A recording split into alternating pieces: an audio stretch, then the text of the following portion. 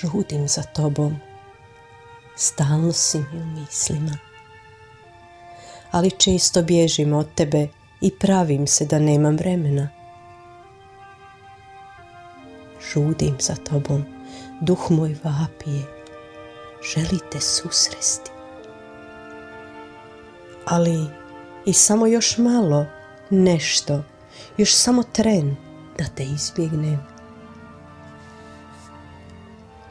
Žudim za tobom kao košuta za vodom, kao žedna pustinja.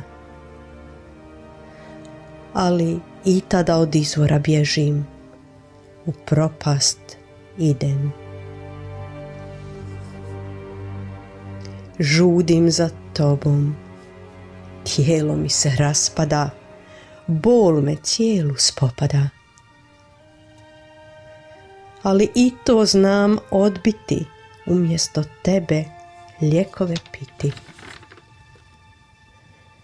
Žudim za tobom, grijeh me moj proganja.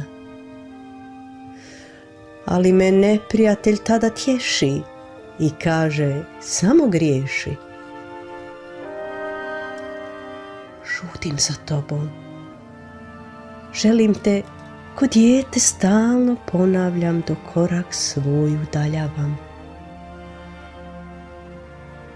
Tako malo ti treba i čujem glas taj poznati s neba.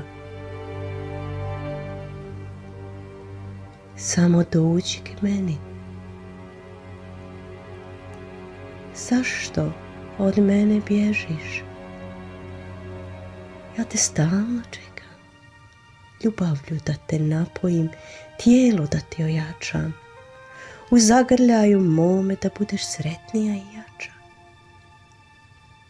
I onda stanem, shvatim zašto sam tako luda, kad pri svakom sastanku sa njim šansa se nova pruža. Mir Božji brzo nađem nakon tog pranja duše, kad mi u ispovjedi oprosti grijehe sve i one najstrašnije.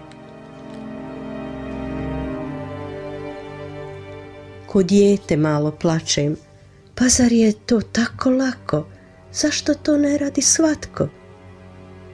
Na koljeno